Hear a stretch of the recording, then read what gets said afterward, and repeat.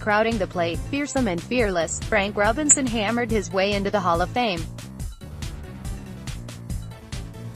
His legacy, however, was cemented that day in 1975 when he simply stood in the dugout at Old Cleveland Stadium, the first black manager in Major League Baseball. Robinson, the only player to earn the MVP award in both leagues and a Triple Crown winner, died Thursday at 83. He had been in failing health and in hospice care at his home in the Bel Air section of Los Angeles. MLB said he was with family and friends at the time. Frank Robinson's resume in our game is without parallel, a trailblazer in every sense, whose impact spanned generations. Commissioner Rob Manfred said in a statement. Robinson hit 586 home runs, he was fourth on the career list behind only Hank Aaron, Babe Ruth and Willie Mays, when he retired, and now ranks 10th. An MVP with Cincinnati and Baltimore, he led the Orioles to their first World Series championship in 1966. Frank Robinson and I were more than baseball buddies. We were friends. Frank was a hard-nosed baseball player who did things on the field that people said could never be done, Aaron posted on Twitter. "Baseball will miss a tremendous human being," he said.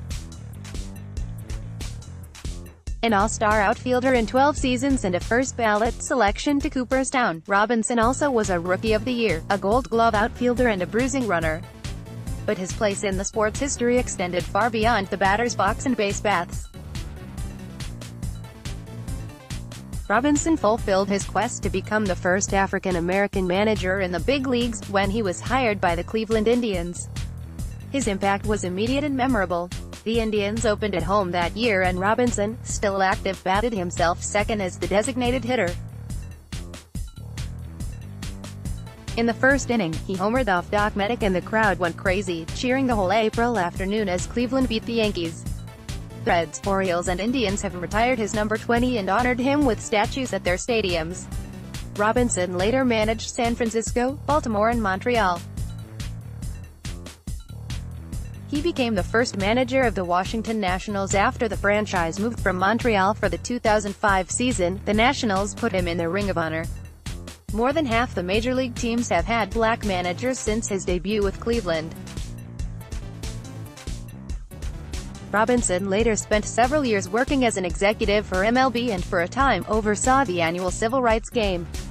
He advocated for more minorities throughout baseball and worked with former Commissioner Bud Selig to develop the Selig Rule, directing teams to interview at least one minority candidate before hiring a new manager. For all he did on and off the field, Robinson was presented the Presidential Medal of Freedom by George W. Bush in 2005. Brooks Robinson, a fellow first-ballot Hall of Famer, said he spoke to his Baltimore teammate and longtime friend a few days ago. "He was the best player I ever played with," he said. Hall of Fame manager Joe Torre played against and worked with Frank Robinson for years. "He was a tough nut," Torre recalled at the owners' meetings in Orlando, Florida. "He never lost that feistiness which puts a smile on your face.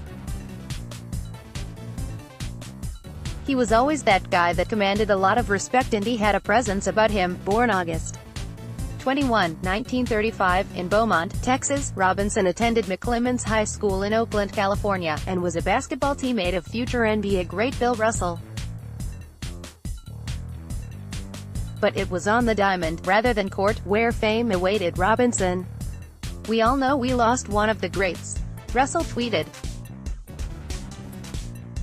Starting out in an era when Mays, Aaron, Mickey Mantle and Ted Williams were the big hitters, Robinson more than held his own over 21 seasons. If anything, many who watched Robinson felt he never got his full due as an all-time great.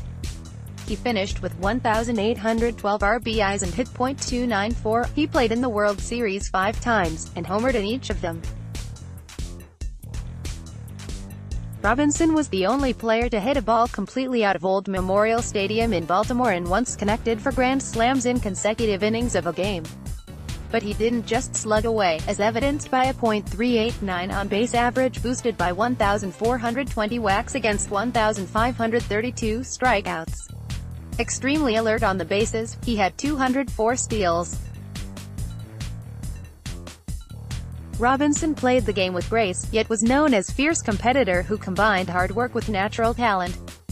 He planted himself near the plate, yielding to no pitcher, and didn't seem to care about being brushed back or getting hit by a pitch 198 times. "Pitchers did me a favor when they knocked me down," Robinson said. "It made me more determined. I wouldn't let that pitcher get me out. And opposing pitchers noticed." Frank Robinson might have been the best I ever saw at turning his anger into runs. "He challenged me physically as soon as he stepped into the batter's box, with half his body hanging over the plate," Hall ace Bob Gibson once wrote. "As a rule, I'm reluctant to express admiration for hitters, but I make an exception for Frank Robinson," Gibson wrote. Robinson carried a similar philosophy as a base runner, unapologetically sliding spikes high whenever necessary. "The baselines belong to the runner, and whenever I was running the bases, I always slid hard," Robinson declared. Robinson broke in with a bang as a 20-year-old big leaguer. He tied the first-year record with 38 home runs for Cincinnati in 1956, scored a league-high 122 times and was voted NL Rookie of the Year. Robinson was the 1961 NL MVP after batting .323 with 37 homers and 124 RBIs for the pennant-winning Reds, and reached career highs in runs, 134, and RBIs, 136, in 1962. All-time hits leader Pete Rose joined the Reds the next year. "He had a huge influence on me when I first came up in '63, Rose told the Associated Press by phone. "Frank was a really aggressive, hard-nosed player, and it rubbed off on everybody. Frank was the one who took me under his wings, so to speak. Frank consistently talked to me about playing the game the right way." Robinson was an All-Star, too, in 1965, but Reds owner Bill DeWitt decided Robinson was an oldish 30 and time to make a move. That December, Robinson was the centerpiece in what would ultimately be one of the most lopsided trades in baseball history, going to Baltimore for pitchers Milt Pappas on Jack Baldwin and outfielder Dick Simpson. Robinson became an instant hit with the Orioles in 1966 as the unanimous AL MVP and a Triple Crown winner. On May 8, he became the only player ever to hit a home run completely out of Baltimore's home park, Memorial Stadium. The drive came against Cleveland ace Luis Tiant, and the spot where the ball sailed over the left field wall was marked by a flag that read, "Here," that remained in place until the Orioles left for Camden Yards in 1991. Robinson batted .316 with 49 home runs and 122 RBIs during his first season in Baltimore. He then homered in the first inning of the 1966 World Series opener at Dodger Stadium and capped off the four-game sweep of Los Angeles with another homer off Don Drysdale in a 1-0 win in Game 4. Robinson hit 2 home runs against Rose and the Reds to help win another crown for the Orioles in 1970.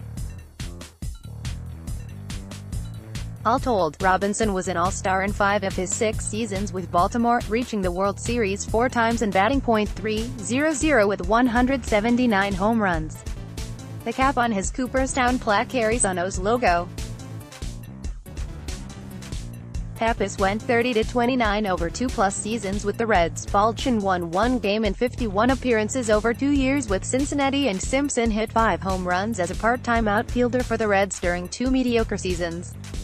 Robinson was traded to the Dodgers before the 1972 season. He played for the California Angels in 1973 and was dealt to Cleveland late in the 1974 season. His managerial debut came 28 years after Jackie Robinson broke the MLB color barrier as a player.